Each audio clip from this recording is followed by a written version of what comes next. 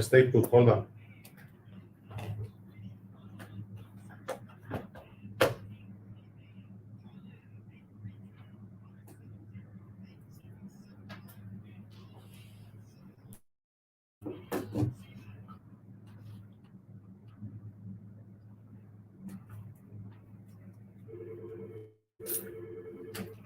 Thank you for calling in from Gilbert Show. Hi, good morning. Okay, give me one Say second. hello, Okay? Gilbert. Hello, Gilbert. Are you there? One moment. Hello, this is a tip from Gilbert, the big boss himself on the radio. What's going on, my friend?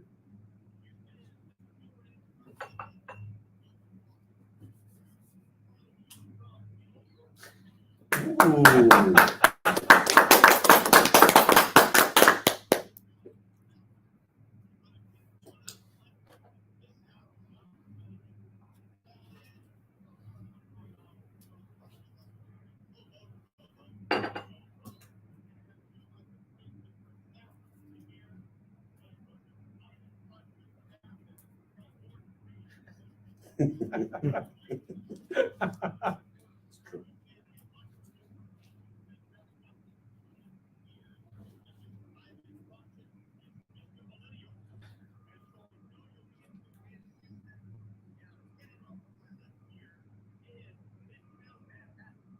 All right, all right.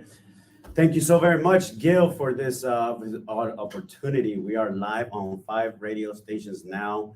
This is a tip from Gilbert, talk inspiration and prayer, and we're gonna talk, Gilbert, a lot about inspiration, prayer, and what's going on in the voting polls today. How about that, buddy? Yes. Carla, one moment, Carla.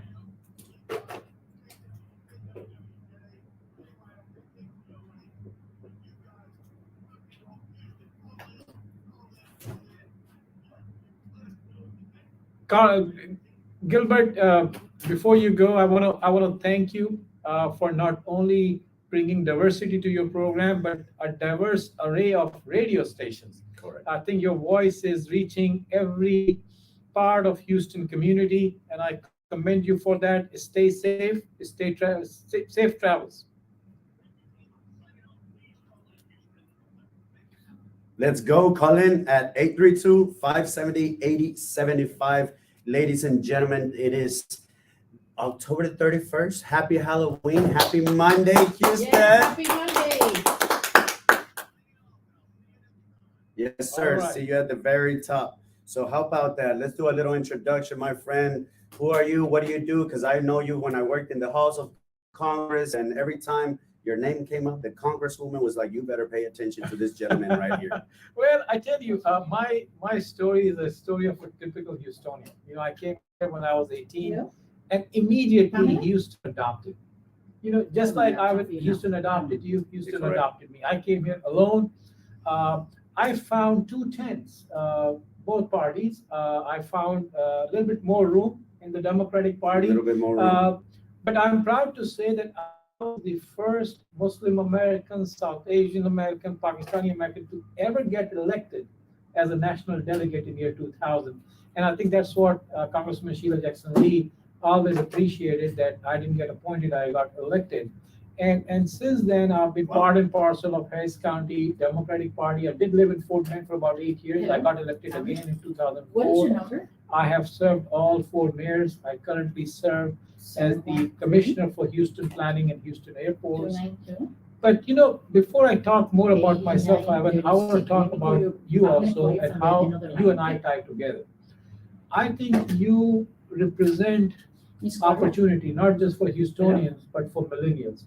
But Can I you have also your number? express very well the fears and challenges, 713? apprehensions that are being faced by 569? Houstonians, especially the millennials. We live in very difficult times. 69? You know, violence Correct. is up, guns Okay, are out of Carla, let control. me call you from the other line, okay? So I can Everything put you has through. been I'll call you disrupted right back. in this COVID. And how do you move forward? You know, we were just talking about the lower voter turnout. It's Oh. because people are unsure about life. You know, people are not they don't have a direction. You know, everything is out of stock, labor is short, but then inflation is up. So this has turned the economics paradigms upside down. And they're not excited. They're not excited. They feel that they cannot control their destiny. They feel that the political system has failed. And I really, I'm a card-carrying Democrat, so I have to say this. I really blame our previous president for creating this Circumstance. discard, where people are just too far on too many extremes. Yeah. And an average Houstonian is worried about where the next meal is going to come from, which doctor they're going to go to, are they going to have job tomorrow? Yeah, and I think as a young professional representing Houston Millennials, I am the president of Houston Millennials with about 9,200 members and rapidly growing. But there is an issue with the excitement in grassroots, right? Right now, we're about to show you if Mr. Producer can put the graphic up in the screen here. Every single voting zip code is down anywhere from 16% to 32%. I think what happened, Democrats did do a landslide in 2018. And as a political scientist, I believe it's three things that made that happen. What got Lina Hidalgo elected or pushed over the top was the straight ticket voting that is no longer here. Governor Greg Abbott, after 2018 election, said no more. Also, the veto hype that was at the moment, and political science says once a president gets elected, 2 and 4 years later, there's a huge pendulum swing to the other side. So I think that was what happened in 2018, and now we're in 2022. I think it's happening in reverse now. The grassroots is really not that excited. So even from zip code 77002, that's downtown, to zip code 77036, Sharpstown Mall, no one is really excited about this. And we really need to get out to vote. Right now, it is so extremely vital. People in the local level, as commissioner level, are up to be elected or not. And to hear, you've been very involved in commissioners. What is the importance of commissioners? And we'll end with a little bit because we have a bunch of calls, but we'll comment on this. I think this is very important. Elections matter, votes matter. I mean, there's no doubt, there's no way around it, okay? Sometimes candidates have won with very few votes. The way our system is set up in Texas is every county has what we call the chief executive. I mean, the name is misleading, it's the county judge. The county judge Correct. is really the chief executive of that county. Lina Hidalgo here, KP George in Fort Bend County. Correct. Then we have every county divided into precincts. And those commissioners are not same as what I serve as an appointed commissioner for City of Houston for a specific role, planning. But when we talk about commissioners like Rodney Ellis and others, I tell you, these commissioners are very important because they are the ones who are going to decide which roads are going to be fixed, how you're going to carry out your affairs during emergencies, law enforcement, you name it, flooding, drainage. And then we have municipal elections, which are not up this year. They will be next year. So don't be thinking that you're voting for City of Houston. You are voting for your county. Doesn't matter whether you live in Houston or Sugar Land. Fort Bend County judge, the commissioners, Harris County commissioners and county judges are important. If you don't vote, you are not voting how you want those school buses flying around, how do you want those fire services, emergency services. Everything that is local that knocks on your door is decided by the commissioner's court in your county. And not voting is not an option. It's not voting is not protesting, or however the saying goes. You don't just vote just to protest the system. You're gonna let other people's interest over yours take over. But we have a bunch of callers today. I'm sure Big Gil, like they call him in Houston Millennials, we call him Big Gil. We're talking about Gilbert Garcia. There is a bunch of callers right now. Who do we have on the line? Pamela. All right. Madam Pamela, do you hear me?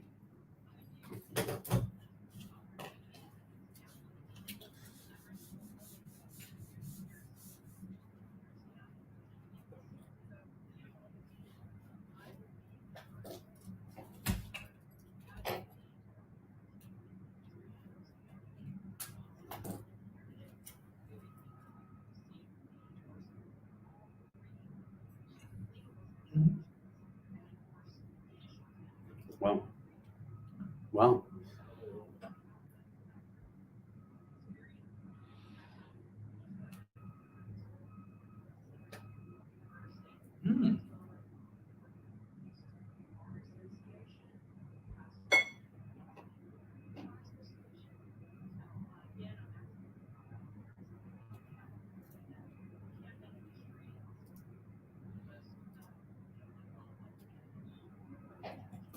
Well, Pamela, I'm glad that you called because a lot of people don't understand. These judicial positions are the key on how your affairs are going to be handled by various courts in your county. You have criminal courts, you have civil courts. In civil court, two very important areas are family courts and probate. Probate is a special court that is set up, God forbid, if somebody in our family passes away, how do you take care of their affairs? Mhm. Their property, their wills, and all of that. Probate is very necessary, and if you don't have access to probate judge, if the probate judge is not on their game, so to speak, then it causes a lot of problems. This is one Wow. of those necessary things, Ivan, and I appreciate you running. I appreciate your Carla? endorsements. Carla, this is I Stacy, appreciate TSU. Chip from Gilbert. That's a heavy resume right there. Right there. And I needed that legal counsel right there and that education because I was about to ask you what do you actually that judge judicial position actually do? If you can make it in about 10 seconds, Madam Pamela.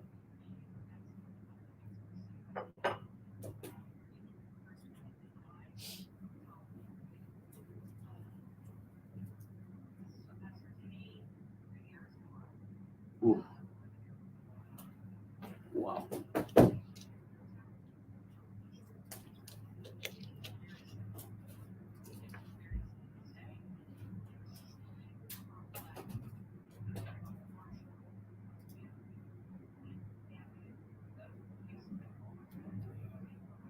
If there are challenges, it could be very complicated. Wow. Yes.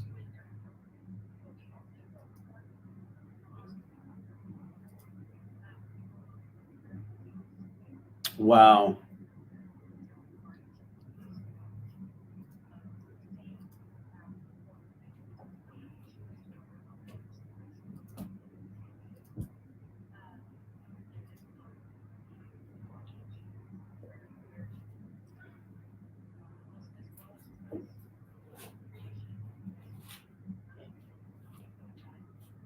Yes. That's extremely fragile. Yes. I mean, wow.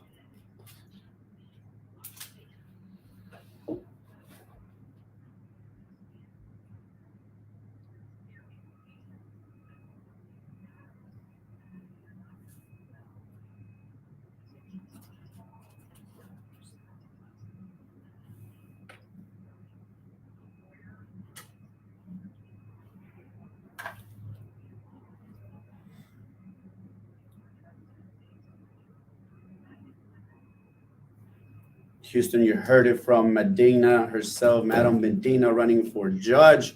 Please get out the vote. Yes, ma'am. Good to hear from you. We're getting the phones pounded right now. This is a tip from Gilbert, talk inspiration and prayer. If you can call 832-570-8075. We are live right now. Let's see who the next caller is.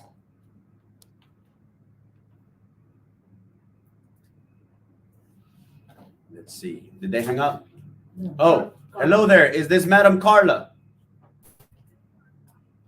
Madam Carla White, her honor, her excellency. How are you, my friend?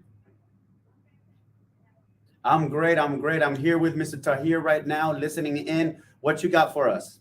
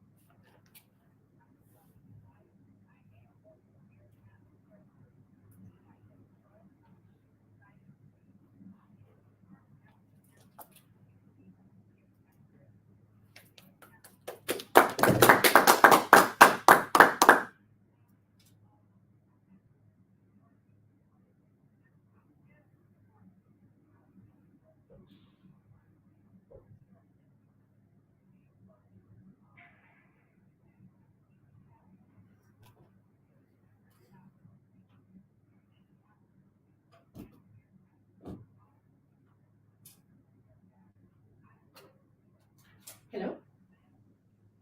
Marilyn? Yeah, one moment. We'll be right with you. Don't hang up. One moment. Hello? Leslie? Hello? Leslie? Hello? Can you hear me? Yes. Yeah, Leslie? Yes, I can hear you. Yes, thank you. Just hold on the line. Don't hang up. I'll turn for you in a few seconds. Okay, one moment.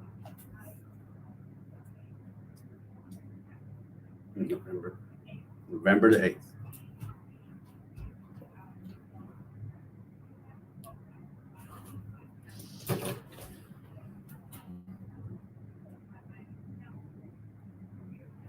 Yeah, and something that we wanted to just highlight, the voter turnout was a little high, but compared to 2018, we are down 16 to 32%.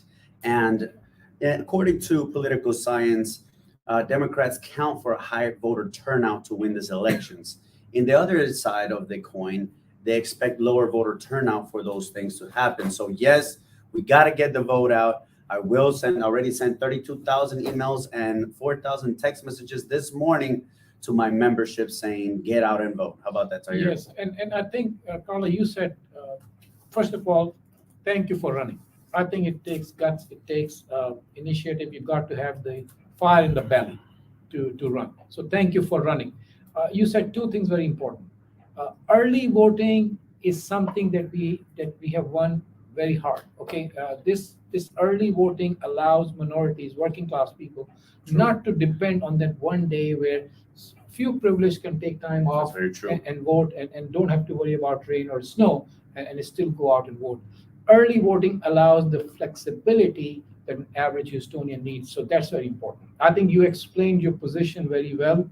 I think it's also very important for people to realize that these county positions affect your life more than even voting for a presidential election. For sure. These county positions dictate how your home is going to be surrounded by various services, and her position is going to dictate how the money is going to be used and washed and with transparency. So I thank you for calling. I think we have two more callers. I believe so. Yes. Yes, ma'am.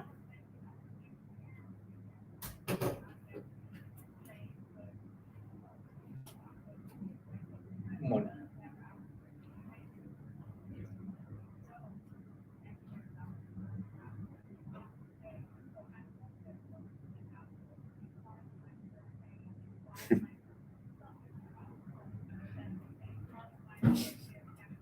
We're looking for some good trouble there. Thank you so much, Carla. Again, this is a, yes, ma'am. This is a tip from Gilbert live on KWJ, 1360 AM, 96.9 FM, 1416 AM, 95.1 FM, KYOK, Aliento, and 1230 AM. Please call in at 832-570-8075. We have another distinguished guest. I'm not sure if you want to say hello to her first. Well, I mean, Leslie is not only distinguished and qualified, she's a friend, and again, it takes a lot of effort and guts to run. It takes fire in the belly.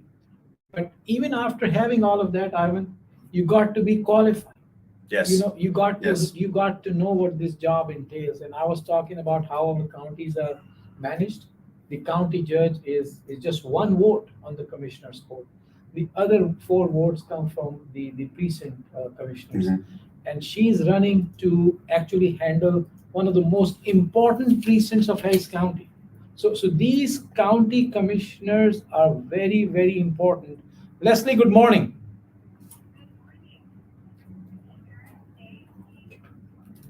Happy Halloween to you and happy early voting on this beautiful Monday morning.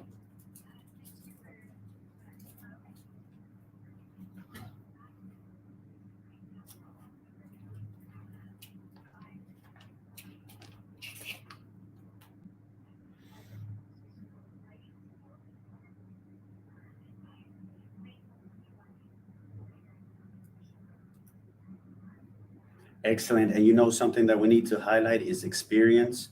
Tahir, did you see over the weekend that speech that Obama gave by any chance? he went not aggressively but over passionately that I've never seen before.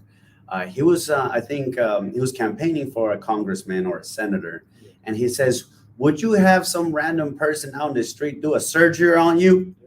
Then why are you gonna have vote for someone random that just put their name?" Like you said, you need the guts, you need the courage, but you also need the experience. I think Leslie fills in those two check marks really well. But very well. And a lot of my friends say, Mr. Tahir, this candidate is sincere. Absolutely. Sincerity is important. Passion is important.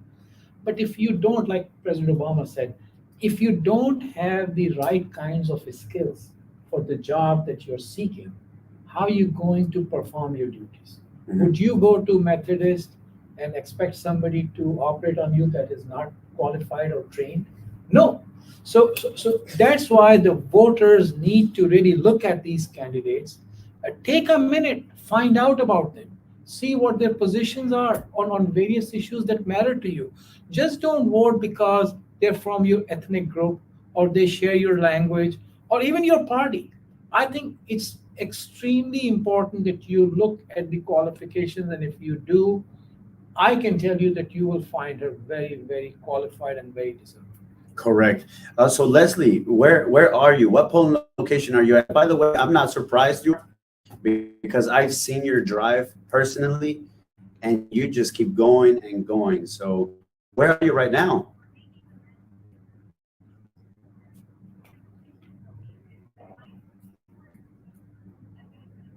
Mhm.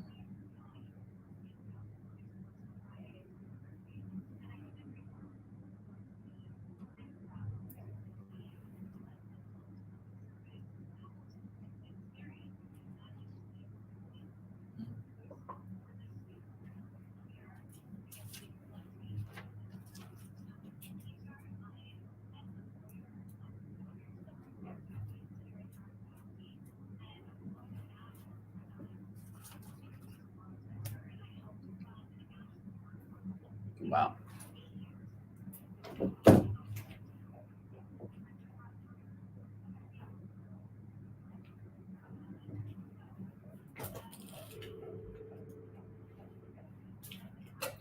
Thank you for going it. From you, show. Kathy? Ivan, how lucky Houston Catherine. is No, I was to, always to about to say have the a same thing. person with this kind of I resume can hear you. Your to radio step is forward real and loud. say, I want to serve as your county commissioner. I mean, Yes. Houston is extremely fortunate and lucky that we have this vast pool of diverse population which we can draw from. One more, Correct. one more. This is Correct. amazing, Leslie. Good luck. Thank you so very much. Miss Marilyn? What, I'm sorry for you Amazing. now. One more. Amazing. Thank you so much. So Tahir, did you know that political science can calculate voting probability based on socioeconomic status? That is basically age, income, and education.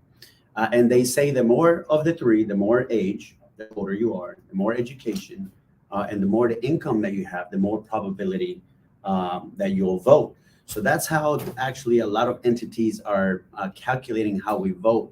And, unfortunately, um, they call us Latinos the sleeping giant, right? We're very, very far behind on us on those three aspects, but we'll go into it in just a bit because we have another VIP on the line. How about that? Do you want to announce it, Tahir?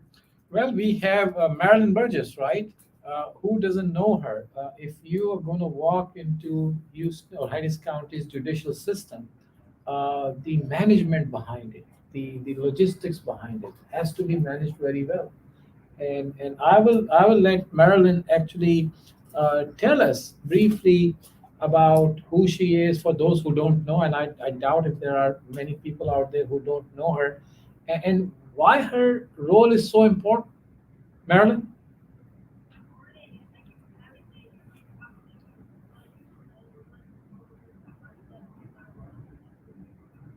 Yes, ma'am.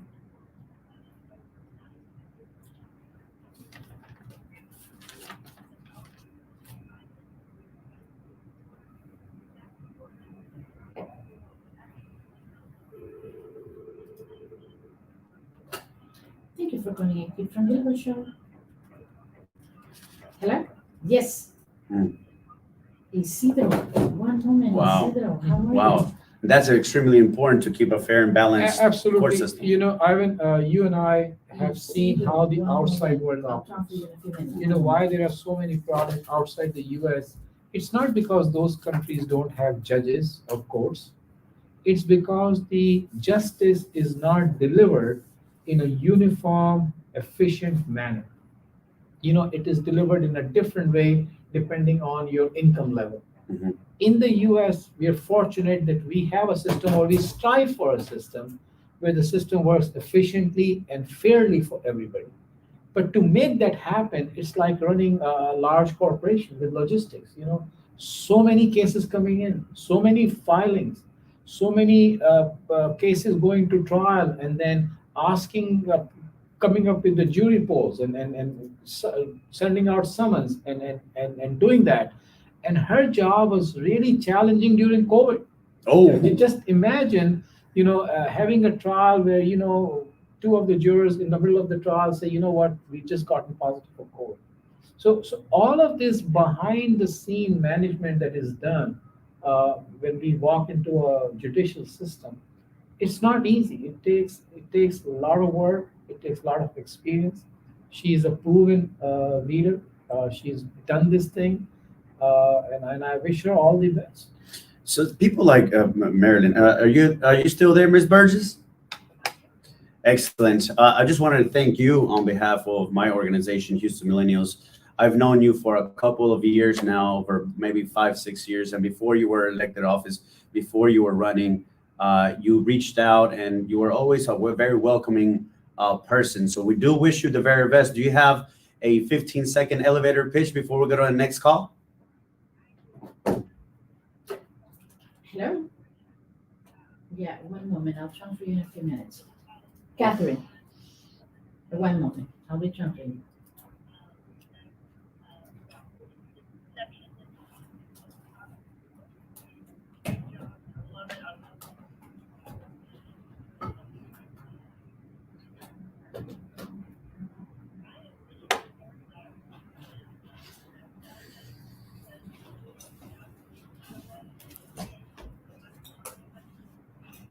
Ooh.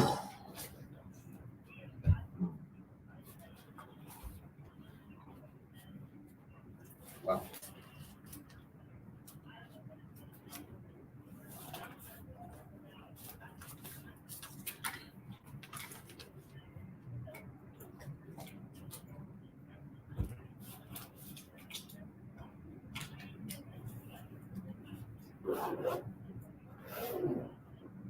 Wow. Did I think you? I think this is such an important message that she has delivered, that how important this election is. Although the president is not on the ballot, Mhm.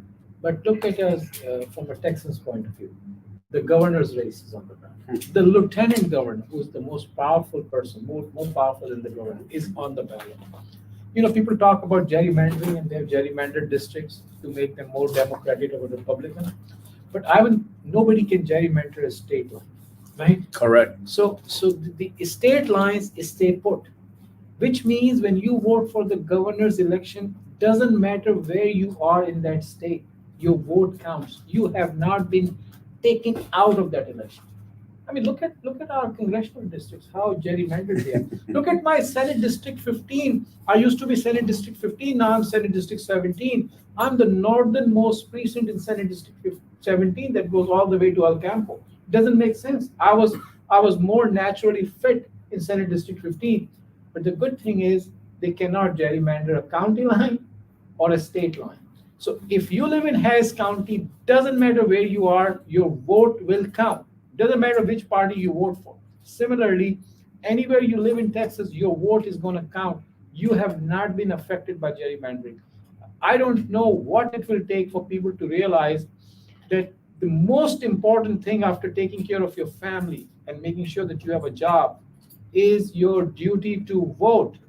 Vote means that you're voting for your family, you're voting for their education, their well-being, what comes on your street, how the police is going to operate, what policies are going to have, when it comes to women's rights or minority rights or immigrant, you name it, everybody's on the ballot. So please, please go out and vote.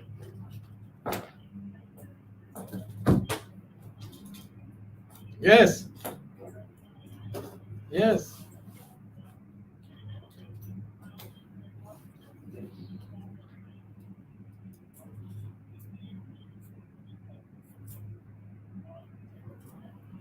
Absolutely. Absolutely. Madam. Excellent. Thank you Good so luck. very much, Madam Burgess. Amazing. So right when you know how I like to explain it to young folks, because it's kind of cliche when we get the same message over and over. Get out is important. Get out is important. I just put it something as like, is there renegotiation of power? If you like what's going on, then Stay vote home for the same type of people. or stay home. If you, yeah, exactly. But if you want a change, you need to get out there. We are negotiating power as is right now. And it's very interesting. I never actually thought about it. You can't gerrymander this state. Yeah, but You see I mean, that? if there is a chance for We'll be right with you, Democrats one to more. flip a statewide office, it is with the governor's race or lieutenant governor's race. Mm. Because everybody's vote is counted. Correct. And I hope that this country does something about gerrymandering of districts. You know, it's the state actually does the gerrymandering for the federal offices in So Congress. that's why we need to have a balanced control of the state house. That's why we got to get Democrats elected. I'm not saying don't vote for Republicans, but you got to have that balance that we used to have in the state of Texas. Now we don't. Could you explain real quick before going to the next call? And this is very important to all my millennials out there and Zoomers out there. What exactly is gerrymandering? Okay, good question. So gerrymandering is, I remember, Congressman Ted Poe, his district, if you remember, congressional district used to stretch from Beaumont to Kingwood, and then that district got gerrymandered, and it went from just west of Beaumont through Kingwood to parts of Fort Bend. So we got another Democrat elected, and then they keep gerrymandering districts to fortify their positions. Okay, so if I'm in control of the Texas House based on the census data, I get this opportunity every 10 years. I'm no expert in that, but this is my understanding. I can then get together with my party colleagues and say, you know what, I am kind of 50-50. I need to have a safer seat. So why don't you take some precincts out that are on my tertiary and give it to somebody else, but give me more precincts that vote with my party. Correct. So Senate District 15, which is a senatorial district, I was in Senatorial SD 15. So is Mayor Turner and others. It used to be north of Houston, northwest of Houston, and dipping down a little bit into the loop. All of a sudden, I find out that I've been gerrymandered, and now I'm Senate District 17. I've looked at the map. I'm the northernmost precinct. I'm a precinct chair, but my Senate District 17 goes all the way south to El Campo, and far south in Brazoria County. Now, for local issues, what do I have more in common with? Do I have common with Brazoria County, or people who live just north or west of me, just outside the loop? This is done to create districts that are custom made Correct. to help one party. Correct. Now, if Democrats in power, maybe they will try to do something like this. I think gerrymandering is something that we need to really look at and see. Demographics are changing. If the lawmakers keep changing the lines of their district, they're actually dictating how their own election will be decided. That is 100% correct. And remember, I was in college when I learned about this. Basically, what's going on to simplify the legal talk, well, he didn't say no legal jargon, but to simplify it, is politicians are drawing their own lines. They're picking and choosing who their voters are. So yes, we're in the state of Texas, right? So who has the majority of the Texas legislative?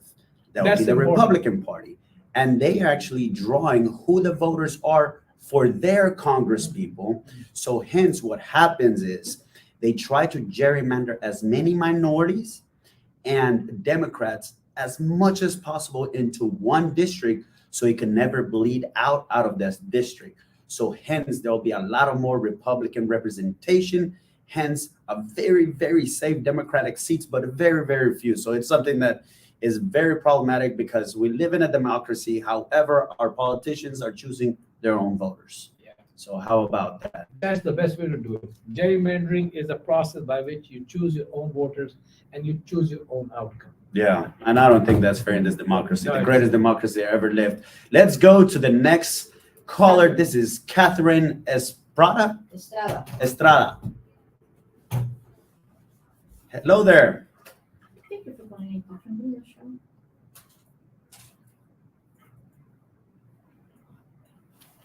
Hello. Hello, yes, Garcia?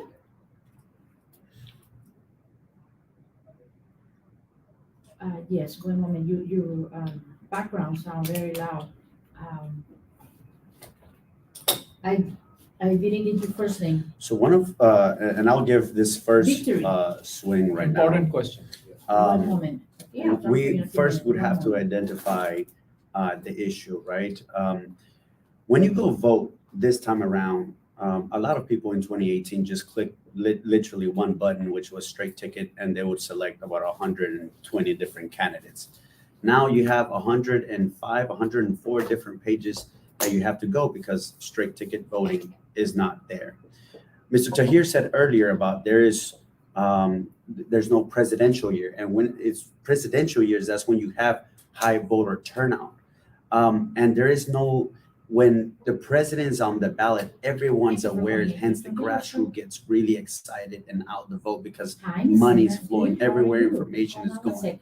I'll talk to But you. what I would say, I know that smaller even organizations like mine, it's not so small, but we have to keep motivating the grassroots as much as possible. We don't have a national machine coming from the White House, and we don't have $1 billion campaigns right now, but we really have to make it even fun. Explain it to people different. Like it's the renegotiation of power. And I want the most beautiful thing about this is that your vote, depending if you're a trillionaire like Elon Musk or you're at the janitor at the federal building, it's the same vote. One vote. It equals one vote. So it's so extremely important to let that message through because people are not empowered. They look around and it's kind of intimidating, to tell you the truth. What can I do actually to make that happen? But then when hundreds of thousands of people are not casting their vote because they say my vote doesn't count, and then we have a huge lack of voting, it's just bad. So concerts, email blasts, text blasts, get out there, even texting your own family members. It's so extremely important. My brother's very wealthy now, Boris and Miguel, self-made commercial real estate folks. They defy the socioeconomic status calculating voting probability. But guess who gets them out to vote? You. Oh, I'm that annoying brother. Yes, I am that annoying brother that will call them and text them every single day of the week. And they're like, dude, stop. Okay, I'm going to go vote. But that's what you have to do. So I mean, one thing that she wanted to touch on is why the Hello, minority participation. Hello? I come from an immigrant Yeah. minority I'll be background, and so transferring does now. I. A lot of minorities are also new immigrants, remember. And I tell this to my fellow Pakistani Americans, Muslim Americans from various parts of the world. Sometimes they live in their own world. Sometimes what is happening back home 10,000 miles away is very important. So what we need to do is we need to convince these new immigrant minorities that what is more important than what's happening in El Salvador or Pakistan or India or China is what's happening in front of your house on your street. Mm-hmm. Need to worry about your street. If you worry about your street, your neighbor is going to see through your skin color. Your neighbor is going to see through your accent. Neighbor is going to see through your religion. They're going to respect you because they know that you share their fears, their apprehensions, their joy, their opportunities, their happiness. It's very important for new immigrants to make that mark And once you do that, once you connect, you will realize that voting is the best way to make yourself count. I think we have to take a break. Yeah, is Catherine, you still there, or she dropped the call? I hope we answered the question for Catherine. How do she gets minority out to vote Minority like herself? and you know, Latinos, one of the largest blocks in the US, in Texas, in Houston region, right? Correct. We don't have proportional representation, and I No. know I've been you've been working on it. Yep. But the burden is on Latino voters. You know, if you are a new immigrant, get your citizenship done. You know, get in line so that you Yes. get in line. I know so many people who have green cards and they say, you know, I'll get my citizenship. No, get it now. Get in line, you know, before somebody else takes over White House and say, you know what, I'm closing the doors. Get in line, get your citizenship. If you're a citizen and you don't vote, you're actually doing a misdeed to your family, to your neighbors. You know, you got to vote. I care about what's happening in El Salvador and Pakistan and India. But if you vote, then you can make a difference for those countries that you left, because then you can go to your congressman, to your senator, to your mayor and say, you know what, I'm worried about it. You know, recently there were floods in Pakistan. We were able to do a lot from Houston. Why? Because we have the connection. But not every Pakistani American is a voter. Not everybody is a citizen. Get your citizenship done. Get your Yes. voter registration done, and please vote. And it's so bad that you can put them on the line so you can hear this part. Isidro. Is one of the LULAC leaders, in which I just spoke at this City Hall public session, and I said, Houston is the most diverse city in the world, except when it comes to political representation. We are now, well, according to the new census, 45.3% of the population here in the city of Houston. We know as Latino leaders like Isidro, myself, that even Latino folks don't like to open up the doors when there's a government entity. So let's just bump it up to about half of the city. Latinos are half of the population in the city of Houston, but we have one city council member out of 16. No mayor, no treasurer, absolutely nothing. It's less than 4.33% of the local elected officials. That means what? We don't get the resources, we don't get constituency services, our businesses don't get the grants and all that different things. It's just really a trickle down effect. So we have a LULAC leader, someone I called a mentor from far away. Mr. Isidro, are you on the line? Yeah. Yes, sir. How are you today? Happy Halloween, by the way. Thank you for calling Active Radio Show. Yes, sir. Yeah, we're talking to Isidro, the LULAC's president. I'll transfer you in a few minutes. Okay, one moment.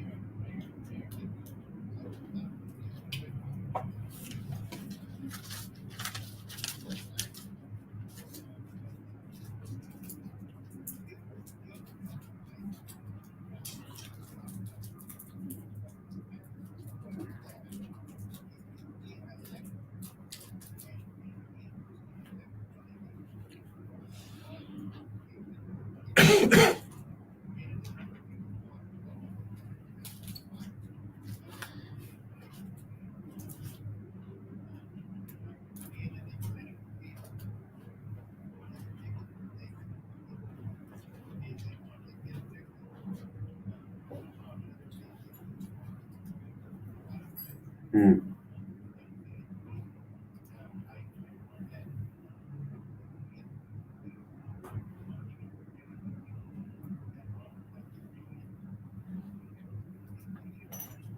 Mhm.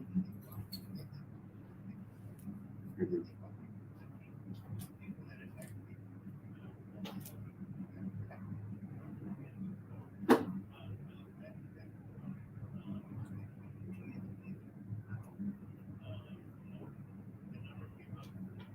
Mhm.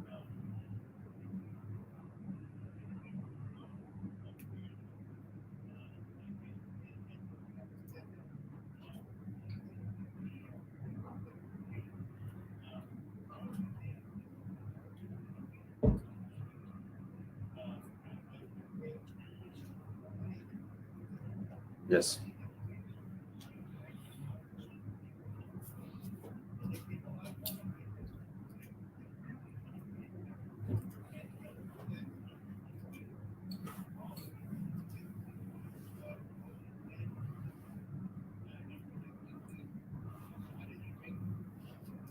We.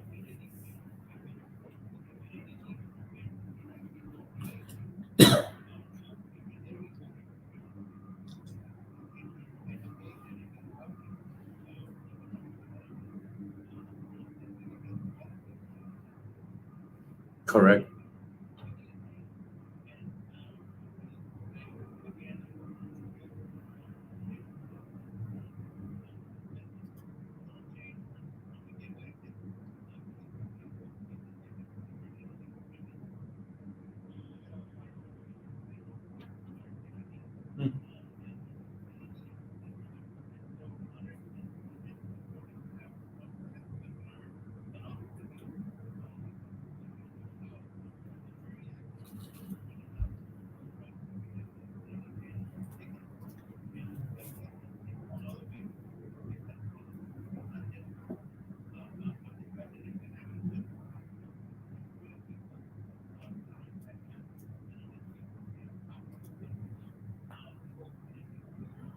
Mr. Producer, if you can do a round of applause with the film machine or something like that. Guys, you're spot on about Gilbert Garcia, a fearless leader, has been the former chair of Metro, runs one of the biggest Latino companies here, what is it, $18 billion firm. We're here in his headquarters.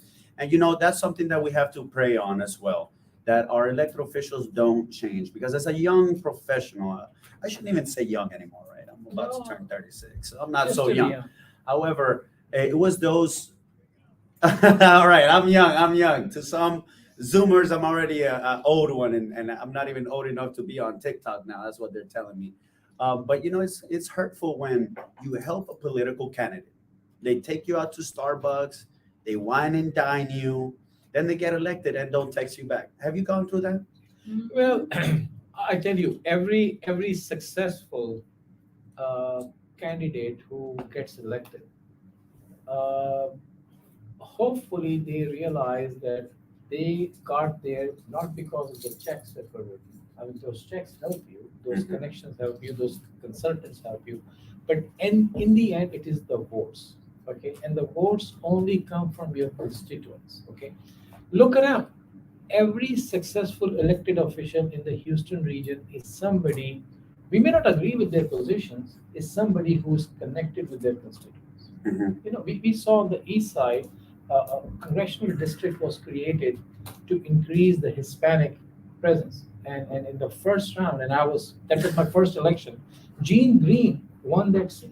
Oh, this is before what? This is when I was a baby. Right. So, A so baby. I was involved in the election. Gene Green won that election.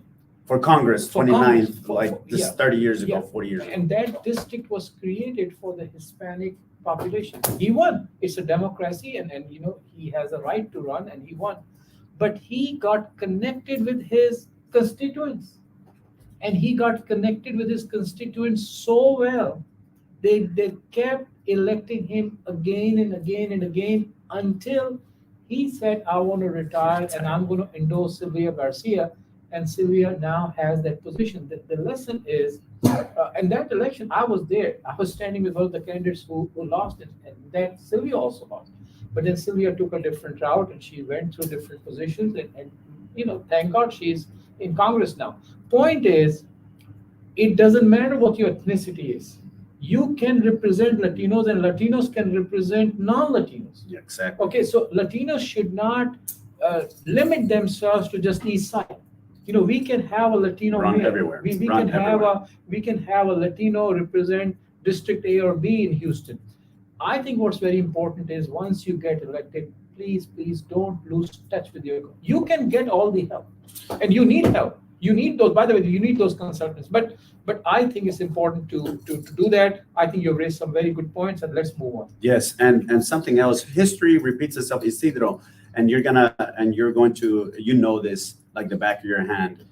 It happened in Congressional District 29, and now it happened in District J, Southwest Side, Sharpstown, in which the city of Houston realized its huge lack of Hispanic representation and created a Latino opportunity district. It does not mean it's given. It's an opportunity district in which we didn't engage. We didn't have, I guess, the turnout, the money out there, but we'll let you do a closing remarks, Isidro.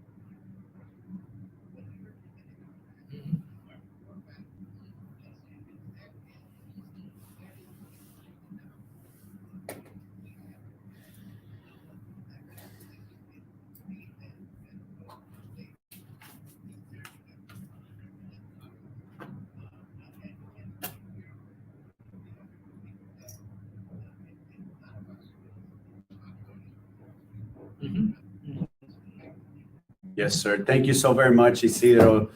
You're an example to follow. I'll see you at the very top, my friend. But we have one more call because we have about 5 minutes.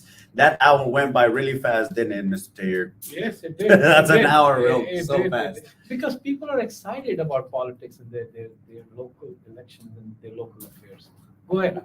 We have the honorable, distinguished Miss Edna Griggs on the line. Are you there?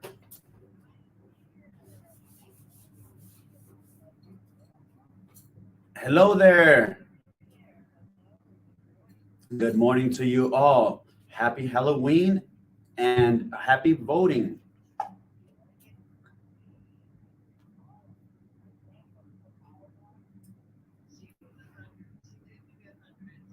Wow.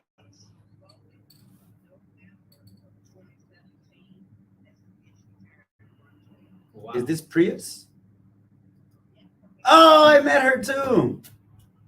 Yes, it was so crazy because I was just going through my iPad, going through old photos, and I had a lot more hair. I don't know, the congresswoman might have stressed me out a little bit, but I had really like bulky hair, and I was like, look at that. I went to her funeral and everything. So thank you so very much.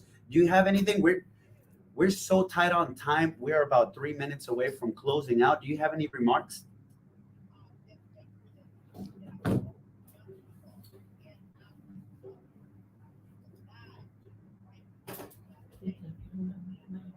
That's something a lot of people don't actually appreciate. I mean, if somebody can vote when they're 112, what excuse is there for somebody who's 22 or 32 or 42 or just turned 18? I mean, not voting is not being honest to yourself, to your home, to your family, to your street.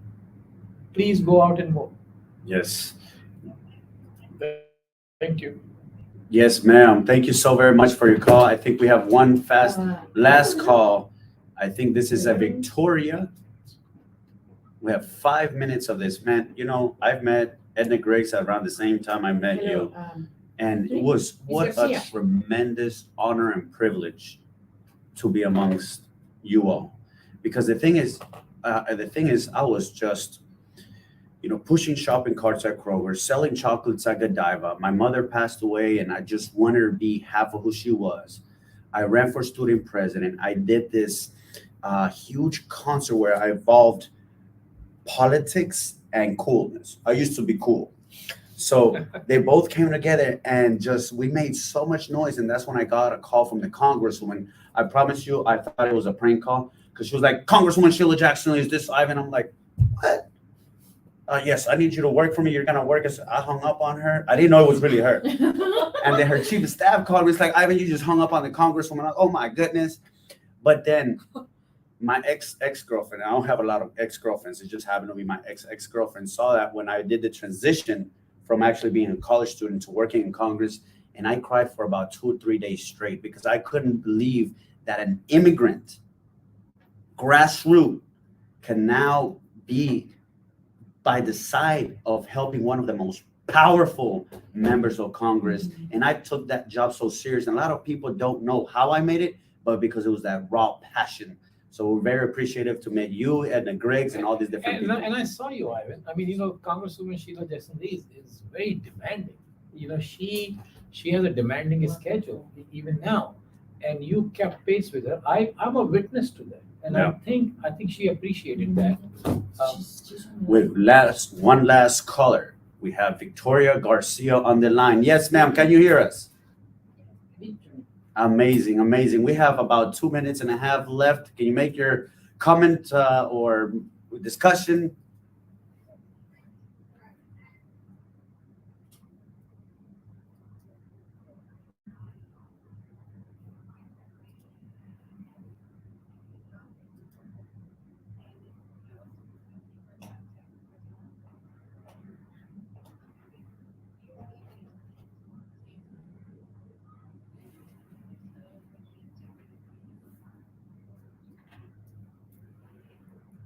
I'll leave this to you. Victoria, look, yes, our state leadership is trying to make voting difficult. But for young people, young voters to say that I'm not voting because voting laws are restrictive, I don't buy that. These young voters can figure out iPhone and how it works before it even comes out. I mean, they can figure out solutions like nobody. It doesn't matter whether you're proficient at English or not.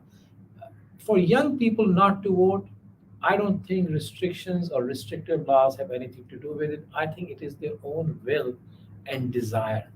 I think that may be lacking. I think what we need to do is we need to say, look, restrictions only hurt people who are maybe very poor, have a problem in mobility, really cannot function very well, maybe did not have the right kind of paperwork. But young people, if you feel that you're not able to vote because of restrictive laws, go raise your voice and tell us what happened and why you felt that it was restrictive. So please tell your friends that you don't buy that excuse. They need to come out and vote. They need to figure out how to vote. It's not too complicated. Early voting has made it so easy. I mean, what's the excuse?